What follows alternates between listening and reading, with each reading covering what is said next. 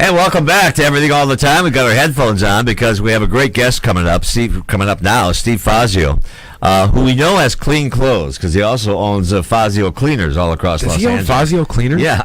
Holy crap, dude! Yeah, that's like the shit, right? That's Excuse what me. he's swearing for. Yeah, I don't know why I'm swearing. And he's also got 30-year background in police work and the reserve, and helps train police. And he joins us now, Steve Fazio. Hi, Steve. How are you? Hey, it's a total pleasure to be here, and this is a very, very important, very, very serious topic, so I appreciate your including me in on the discussion. How are your clothes clean today? My clothes are clean, my uniform looks beautiful, it's all good now.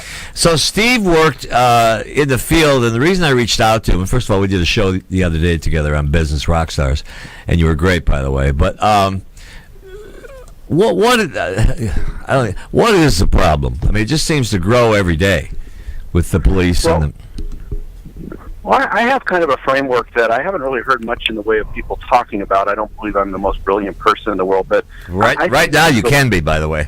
So go ahead. I see this as sort of a different manner. Maybe as a result of having been a reserve where I had one foot in business. And, right.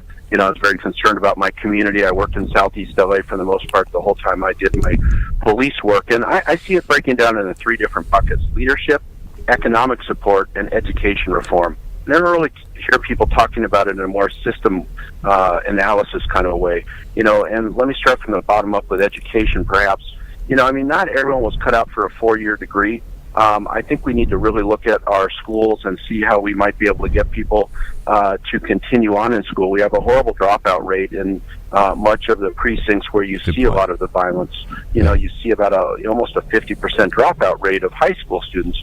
And I think that's because they're kind of bored and tapped out because, again, not everyone is interested in a 4-year degree. So we ought to be able to provide other opportunities for people to remain in school and to develop some sort of skill for a trade. And I think we can get private industry support for that because industry's, crying out for, there's a siren going right now there, so Yeah. By the way, let me make something clear. We're talking about white and black kids, so just don't assume that everything we're talking about. Steve, I think the big question right now is the climate. The climate has gotten really bad. It's gotten really bad between the police and between citizens, white and black. I know that there's a lot of focus right now on that, but you're 30 years on the police force.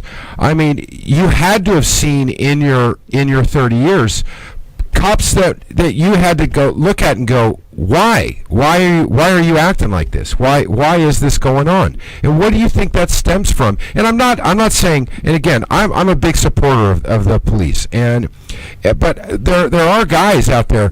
What do you think that stems from? Well, I think there's a degree of cynicism and a degree of being worn out when you've been in the streets for 10 and 15 years. But I don't think that people start out that way, and I don't believe that that it's all that pervasive. Yes, we do highlight those incidents that occur. Right. With cell phones now being as ubiquitous as they are, we catch everything, which is a good thing. I'm not, denigrating that, right, because it's at least helping us find, that there is an issue in certain ways, and we have to redirect that energy into more positive ways, obviously, and we got to eliminate the tragic. Interactions. Go up your list again. So you're talking about education, and then I talk about education a little bit. I think we have to do some things there. I think economic support. I don't really understand. Again, if you look at the epicenter of where the issues are, for the most part, where they emanate from, you'll see that they're generally in areas where there's high unemployment.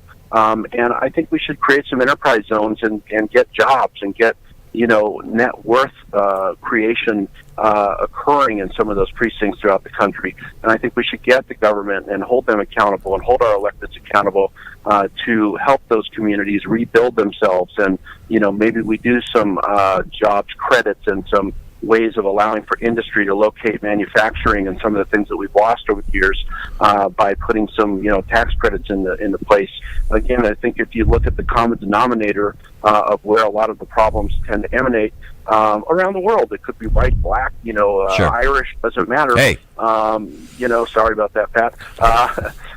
you'll see that it oftentimes stems from people that are frustrated and they're, trying to get a foothold in the economic ladder and having a hard time so doing. And I think that, our electeds should be able to look at ways of being able to rebuild a lot of those communities and to provide jobs and diminish the unemployment in those precincts. We look at unemployment rates on a more kind of larger scale, but when you look at them in micro sort of areas, you see it higher in the areas where we have the most amount of crime, and there's a good correlation there.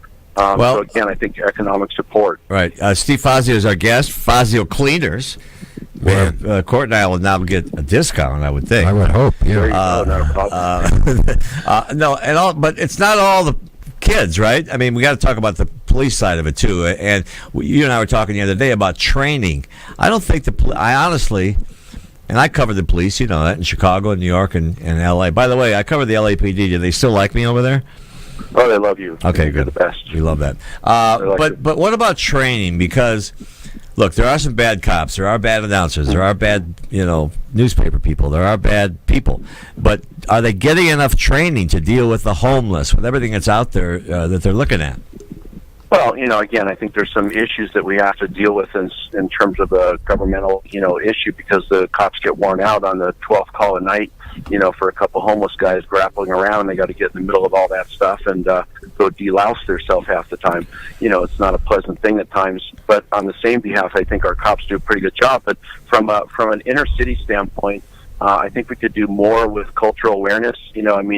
I take myself as an example, kind of a middle-class white kid that, decided to go and work in what was, a large, high-propensity African-American community. I had a comprehension of that community, having grown up in areas where there was a large African-American population. But as I would watch other people that kind of came from more of a white area interact the first year or so with African-Americans, I could see that there was just a cultural difference, where an African-American may be upset over a particular incident that just occurred that was, something when they were a victim of something, and they would be explaining it, and sometimes they'd be explaining it in a sort of demonstrative, exuberant kind of a manner, and a lot of times the white officer would all of a sudden start backing up and saying, "Sir, please stand there." But, when all that you were really observing there was a cultural dynamic where, certain ethnicities, you look at Italians, they talk with their hands. That's part of my ancestry. We all have kind of a different way of expressing ourselves. And that's probably the most important part, right? I mean, something's got to happen where when you see a policeman, you don't get a what do they call it? Butterflies in your stomach. Yeah. And if you are a policeman and you see a black, white, or as you say, the Irish, what's wrong with you?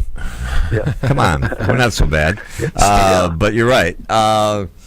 There's got to be that too, and I don't begrudge all cops, but there's got to be a training reset, don't you think? Well, certain departments do a better job than others. Let's face it. I think you've seen the LAPD. You saw Snoop on TV, Snoop Dogg over the weekend with Charlie Beck, who's great, and our mayor Garcetti, who's reached out to the community and trying to do his best. And I think those things are very important, where both sides come together and find credibility in the dialogue. I think a lot of times in the white precincts, there's not credibility there, as seen through the perspective of the African-American precincts, to have the conversation, because they don't feel like they're coming from a place of, comprehension and sensitivity. I think where you do have that connection, you have an opportunity to really make a difference.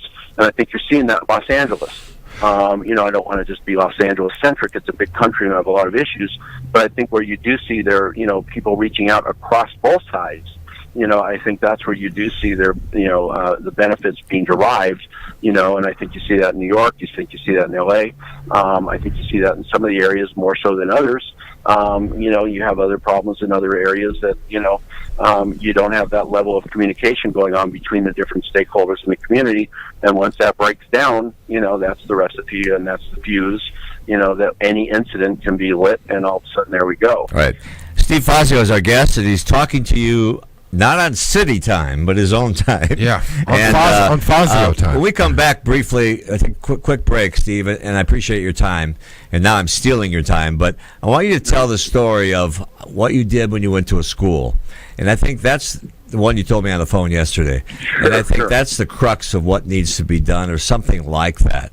Steve Fazio is our guest, 30 years police work, and also the owner Of my Fazio new cleaners. Of my new cleaners. Of our new cleaners. Our new cleaners. They're like Starbucks. They're everywhere. Yeah. Steve Fazio. We'll be back in a minute. Stay with us.